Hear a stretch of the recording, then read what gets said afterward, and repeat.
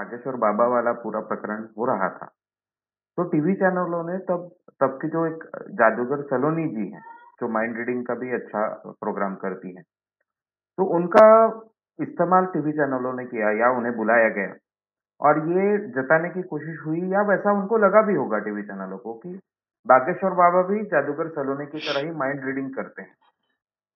तो फिर ये जो जादूगर सलोनी जी हैं, जो माइंड मेंटलिस्ट है, माइंड रीडिंग नाम से भी करती हैं, तो क्या कोई जादूगर ऐसा माइंड रीडिंग कर सकते हैं? और क्या वही ट्रिक बागेश्वर बाबा वगैरह भी इस्तेमाल करते थे? उसको लेकर थोड़ी क्लैरिटी की ज़रूरत है। लोगों को अभी भी लगता है कि सलोनी जी जिस तरह से माइंड रीडिंग करती है, शायद बागेश्वर बाबा या जो बाकी पंडोकर बाबा हो, ये सारे बाबा उस तरह का ट्रिक का इस्तेमाल कर। तो क्या माइंड रीडिंग इस तरह से संभव है? जो भी लोग सुन रहे हैं उनको मैं कहूँगा, हमेशा के लिए याद रखें कि इस दुनिया में कोई भी आपका माइंड रीड नहीं कर सकता है। माइंड रीडिंग ये मिथ है, ये सरासर झूठ है, कोई भी नहीं कर सकता। जादूगर कुछ टेक्निक्स के नाम पर कुछ चीजें करते हैं और उसको और कोई नाम दे देते हैं। जैसे पीसी सरकार एक बहुत प्रसिद्ध जूनियर पीसी सरकार जिनसे मैं मिला था, जिनकी मैंने मुलाकात ली थी, इंटरव्यू लिया था। वो हमेशा अपने प्रोग्राम में सम्मोहन का प्रयोग करते थे। एक बड़ी छड़ लेते थे, लकड़ी, लंबी, और ये लंबी लकड़ी जो है, वो धीरे-धीरे वो अपने आँखों से उसके ऊपर सम्मोहन करते थे और धीरे-धीरे, धीरे झुक जाती थी, ऐसी पूरी झुक जाती थी। अब ये जादूगरों का बहुत प्रसिद्ध प्रयोग है कि एक लंबी केन है, काली-काली केन है या फिर ब्राउन केन है, जो लकड़ी जैसी आपको दिखती हैं। धीरे-धीरे जादूगर उस पर आँखों से देख रहा है, सम्मोहन कर रहा है और धीरे-धीरे वो पूरी की पूरी लकड़ी झुक जाती है, मुड़ जाती है पूरी तरह से, यानी इस ढंग से मुड़ जाती है। ये जो है, इस ढंग से पूरी तरह से मुड़ जाती है। स्ट्रेट है, उससे मुड़ जाती है। अब ये प्रयोग देखने के बाद में मैं उनका प्रोग्राम पहले देख रहा था। मिलने का तय पहले से ही तय हो गया था, प्रोग्राम के बाद मिलने वाला था। मुंबई की बात है। मुंबई में समुंदर किनारे उनके 1 महीने तक के प्रोग्राम चल रहे थे। काफ़ी सालों की पूर्व स यानी करीबन अभी तक 30 एक साल पहले की बात होगी। 30-35 साल पहले की बात। तो मैंने उनको जाकर पूछा कि भाई आप सम्मोहन का नाम क्यों ले रहे हो इसमें? हिप्नोटिज़्म क्यों कह रहे हो? हिप्नोटिज़्म से एक लकड़ी कैसे क्या मुड़ेगी? तब उन्होंने मुझे कहा कि ये एक रूटीन शब्द है हिप्नोटिज़्म हम जादूगरों का। हिप्नोटिज़्म नाम की कोई चीज़ होती ही नहीं दुनिया में। इसलिए हम हिप्नोटिज़्म नाम का शब्द का उपयोग करते हैं और ये लकड़ी को हिप्नोटाइज़ किया इसलिए वो मुड़ गई। हालाँकि वो क्या करते थे? साइकिल की जो चेन है उसके ऊपर एक ब्राउन कलर का कवर चढ़ा देते थे और साइकिल की चेन अगर उल्टी रखते तो वो स्ट्रेट रहती है, बिल्कुल आड़ी-टेढ़ी नहीं होती। यानी ऐसी उल्टी रखेंगे तो स्ट्रेट रहेगी और धीरे-धीरे इसको अगर घुमाया गया तो वो धीरे-धीरे झुक जाएगी और नीचे आ जाएगी। आप ये प्रयोग घर में भी कर सकते हो। आपके घर में अगर साइकिल की चेन, मोटरसाइकिल की चेन अगर पड़ी हुई है। इतने सादे प्रयोग को हिप्नोसिस शब्द का उपयोग करते थे। फिर मैंने उनको समझाया कि हिप्नोसिस नाम की एक अच्छी टेक्निक है, जो मेडिकल साइंस और साइकोलॉजी डिपार्टमेंट्स में कई देशों में सिखाई जाती है। हिप्नोथेरेपी नाम की चीज़ होती है। हिप्नोटिज़्म के ज़ाहिर प्रोग्राम्स होते हैं और ये सब मैं करता हूँ और इसलिए आप ये जो बोल रहे हैं हिप्नोसिस नाम की कोई चीज़ नहीं होती दुनिया में, वो भूल जाइए, वो होती है। लेकिन किसी को ऐसा-ऐसा करके सम्मोहित कर डाला और फिर उससे कुछ करवा लिया, इस ढंग के कोई अंधविश्वास जो हमारे मन में है, वो सच नहीं होते हैं।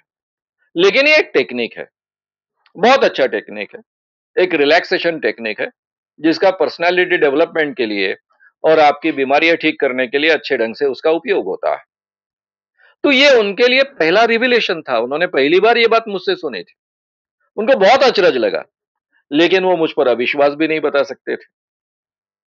अब जूनियर पीसी सरकार ये बहुत ही दुनिया की बड़ी हस्ती है। आप जाकर उनके बारे में रिसर्च कर सकते हो, गूगल सर्च कर सकते हो।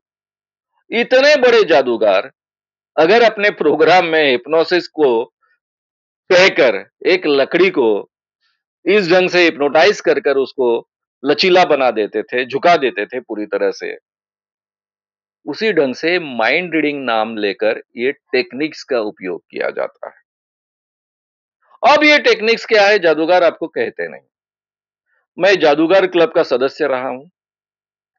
उनका नियम होता है कि अपनी जो ट्रिक्स है वो जाहिर तरीके से एक्सपोज ना करे, लेकिन जो इजी ट्रिक्स है उसमें से एक आधी ट्रिक एक्सपोज करे। अब हालांकि उस समय में ये जो लड़की जो कुछ कर रही थी सुहानी, वो लोगों को ठग नहीं रही थी, इसलिए मैंने उस समय में कुछ बात नहीं की, बोला नहीं। लेकिन ये माइंड रीडिंग की बात कहना ये भी एक अंधविश्वास फैलाना है। लेकिन वो ठगी का काम नहीं करती है, मैजिक ट्रिक्स करती है, अपनी फीस आकारती है और फीस लेकर ये ट्रिक्स है कोई भी कर सकता है ऐसा कहती है। उसमें कोई दैवी शक्ति का दावा नहीं करती है, इसलिए उसके ऊपर मैं कोई दोषारोपण नहीं करूंगा। लेकिन वो भी एक अंधविश्वास फैला रही है। फिर मैं एक बार रिपीट करूंगा कि इस दुनिया में कोई भी किसी का माइंड रीड नहीं कर सकता है। जो आह्वान मैंने दिया है धीरेन्द्र कृष्ण महाराज को कि आपको लोगों के नाम, उनके पिताजी का नाम, उनकी उम्र और उनका टेलीफोन नंबर अपने आप पता चलता है। ये बात अगर कोई भी सिद्ध कर बताए, ऐन वक्त पर हम उनके सामने 10 लोग देंगे और साथ के रूम में, जिस रूम में वीडियो कैमरेज लगे होंगे, वहां पर 10 चीजें रखेंगे।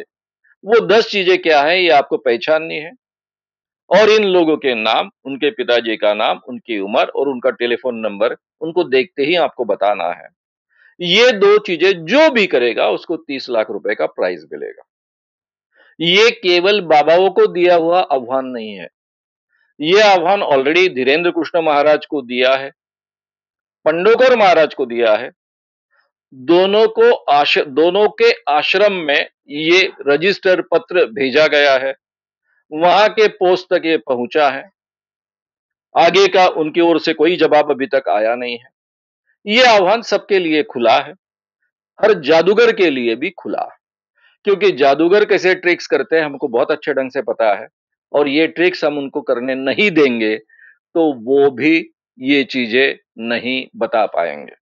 अगर बता पाएंगे तो 30 लाख रुपए का प्राइज ले जाएंगे।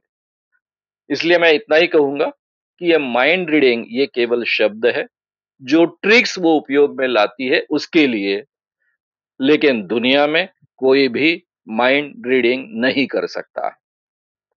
और इसी का मतलब ये होगा कि जो जादूगर सुहानी जी जो करती हैं, वो और बागेश्वर बाबा वगैरह ऐसे बाबा जो करते हैं, वो अलग बातें हैं। यानी ये एक्सप्लेनेशन उस बात के लिए सही नहीं है। क्या ये निष्कर्ष निकालना सही होगा इस बात का? बिल्कुल सही। सुहानी भी जो टेक्निक का उपयोग करती है उसमें भी जाने अनजाने में ठगी है, लेकिन वो ठगना नहीं चाहती है। और जो भगवान के नाम पर, अध्यात्म के नाम पर, अपने आप में दैवी शक्ति होने के नाम पर लोगों को डायरेक्ट ठगता है, ये धीरेन्द्र कृष्ण महाराज करता है। पहले से जानकारी निकालता है, उसको अपने आप कुछ पता नहीं चलता है। तो ये दोनों एक प्रकार की ठगी है। लेकिन दूसरा जो है जादूगर जो है वो ठगी करता है, लेकिन उसका उद्देश्य लोगों को ठगना नहीं है। और यहां सीधा सीधा लोगों को ठगना है, उसका उद्देश्य वो है। ये तो फर्क दोनों में है, लेकिन दोनों टेक्निक्स है, इसके अलावा कुछ नहीं है। पहले से जानकारी प्राप्त करने की या फिर उस समय में जानकारी एक दूसरे तक पहुंचाने की।